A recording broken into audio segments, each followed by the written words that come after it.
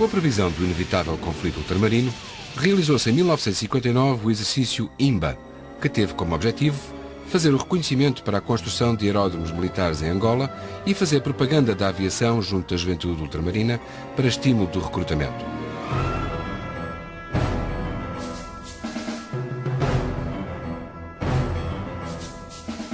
Foram feitas várias exibições de voo e demonstrações de paraquedismo. Do exercício resultou o envio para Angola, em 1960, de aviões Noratlas, PV-2 e Auster.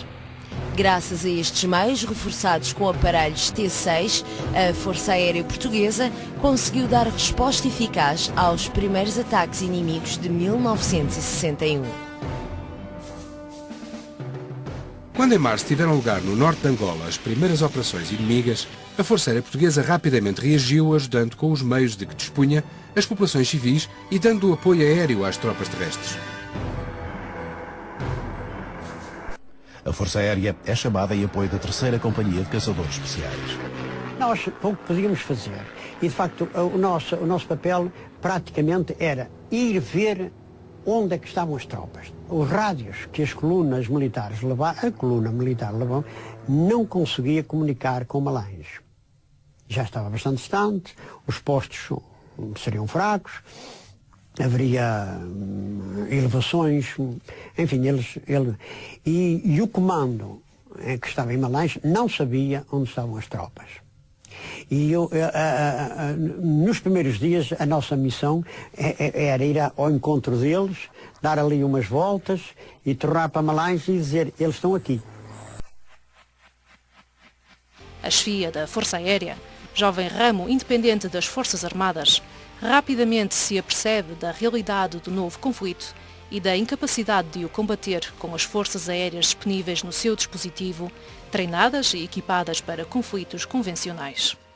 Aproveitando as lições apreendidas no conflito da Indochina e principalmente na Guerra da Argélia, a Força Aérea inicia um processo de modernização e adaptação rápida ao novo tipo de conflito. Era evidente o sucesso atingido na Guerra da Argélia pela infiltração vertical dos combatentes diretamente na área do objetivo, utilizando de forma intensiva os helicópteros.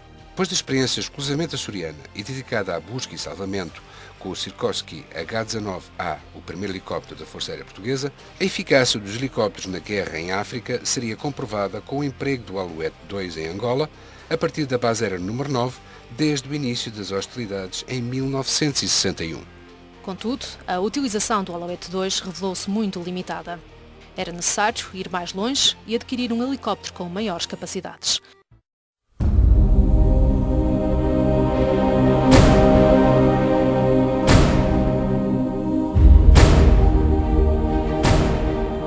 O Alouette 3, helicóptero com o nome de ave, cotovia, que, embora de aparência frágil, revelou durante 50 anos de operação da Força Aérea ser uma aeronave fácil de voar e extraordinariamente resistente. Mas foi na Guerra de África que se afirmou pelo seu enorme potencial de combate. O seu emprego teve grande impacto no desenrolar da guerra, modificando o conceito da luta contra a guerrilha. Passados 50 anos, a sua presença perdura no imaginário daqueles que o voaram e de todos os combatentes que, de forma direta ou indireta, foram por ele apoiados.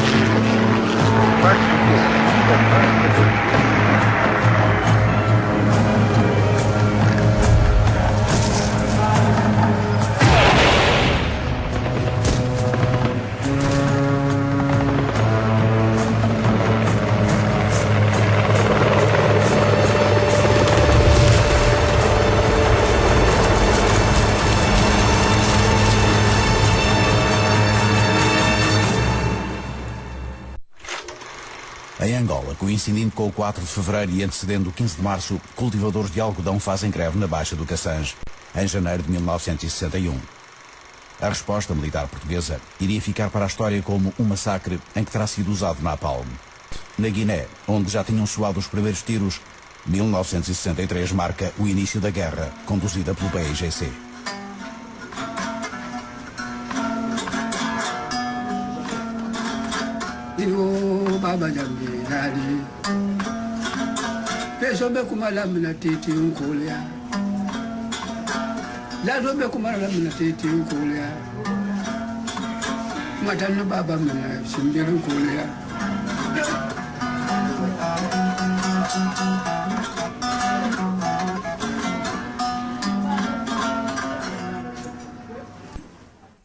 O ataque ao quartel de Tite, povoação situada longe das fronteiras com os países vizinhos, assinala o começo da guerra pelo PAIGC, já antes anunciada por algumas sabotagens. As autoridades tinham começado a tomar medidas, e o quartel de Tite, precisamente, fora até visitado um ano antes do ataque do PAIGC pelo chefe do Estado-Maior da Força Aérea. O general Mira Delgado fora de Lisboa para inspecionar os aeroportos da Guiné. A visita não significava, no entanto, que os comandos militares previssem um ataque naquela zona do território. De resto, era então manifesto o ambiente de confiança e otimismo que se vivia entre os militares em comissão, acompanhados pelas famílias.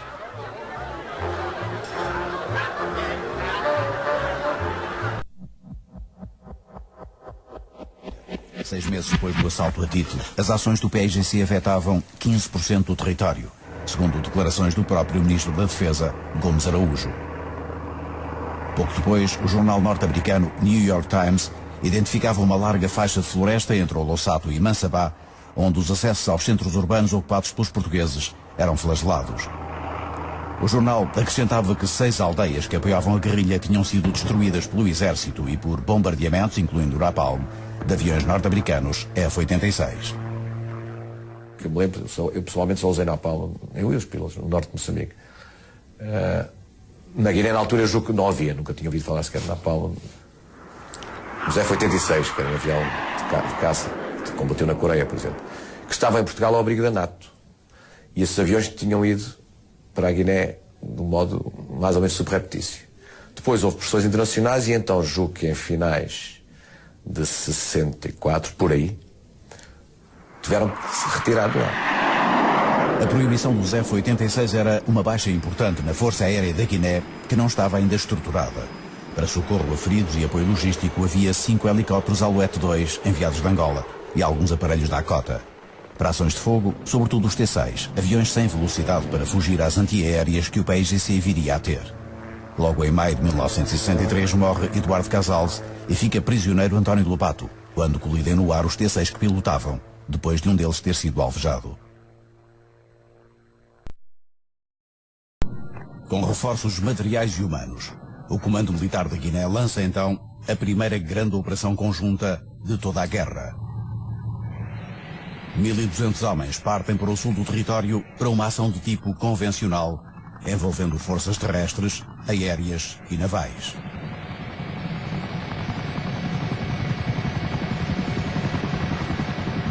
A Operação Tridente destina-se a ocupar as 3 ilhas que constituem o arquipélago do Como. Vai durar 71 dias e a importância que lhe é dada pelo Comando Militar justifica até a presença do Governo. Isto é a visita do então Ministro da Defesa Nacional, General Gomes Araújo. Eu acompanhei no helicóptero sobre as nossas posições e a certa altura o helicóptero começou a ser alvejado. De maneira que ele sentiu ao vivo realmente o que se passava lá. Aqui sou eu realmente. A impreparação era tal que o batalhão em que eu fui ia com o armamento e com a organização como se fosse uma guerra convencional. É claro que depois foi tudo ligeiramente alterado conforme as possibilidades. Realmente nós não estávamos preparados para a guerra de guerrilha, não é? Ao Tenente-Coronel Cavaleiro, o Estado-Maior atribui o comando desta operação, que é precisamente de tipo convencional. Com as 3 companhias de cavalaria que formavam o seu batalhão 490, competia-lhe expulsar os cerca de 400 elementos do PAIGC que ocupavam as ilhas e controlavam a população quase desde o início da guerra, em 1963. O mais duro de todos os combates ocorreu na região de Uncomené, na Ilha do Como, e envolveu forças dos 3 ramos. Após cerca de 8 horas de luta, em que sofreram 2 mortos e 2 feridos, as forças portuguesas acabariam por ser recolhidas por meios navais. As tropas de cavalaria, fuzileiros e comandos envolvidos na operação foram obrigados a retirar das suas posições, apesar de um apoio aéreo de 6 aviões e um helicóptero. Sabiam que o avião sempre tudo, quase não pode falar todo dia. Além do canhão, na lado que tio, e está largado para ir com. A Força Aérea desempenhou mais de 850 missões. Os helicópteros Alouette, havia apenas 2 na Guiné, foram os aparelhos mais utilizados, mas apenas em apoio logístico e evacuações. Outros aviões cumpriam as ações de fogo, incluindo os F-86 de utilização interdita, tal como os P-2V5. P-2V5, que era o sucessor do PV-25. São aviões anti-submarina, e eles estavam cá ao abrigo da NATO.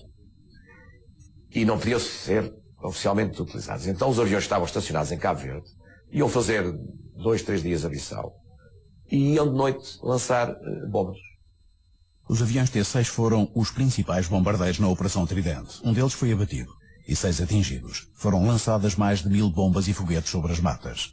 A mata era muito fechada, e como as nossas espoletas eram de contacto e eram muito sensíveis, estou convencido que, 90% delas rebentava nas copas das árvores. Logo, o cone do explosivo e dos estilhaços iam para cima. Morro para o avião bem, não tem cova que não pode fazer, ou enxergando um carro, olha como é, tem baga-baga, está lá. Mas não está instalado enxerga, olha aquilo que se entapalha. As pessoas em baixo pouco sofriam, a não ser os ouvidos por causa do rebentamento. Portanto, armamento inadequado. Os foguetes, nós usávamos, esses eram bons, mas não se podia usar porque eram muito caros. Houve sempre restrição de foguetes durante os 14 anos de guerra. Os foguetes de 37mm antipessoal. Tem outro carro que lança a bomba, às vezes, e pode cair riba de um polão assim, e te arrebenta e cata chica dela. Mas é muito tio, suma para ali nessa área. Só mais parte que vem é usar para mera. Psicologicamente é muito importante. Porque não deve ser agradável estar debaixo de uma árvore e ver uma bomba arrebentar lá em cima. O dita pali, tirar baga-baga. Um canhão cai lá atrás, irá para o muro. E está segurado, e está cobrido.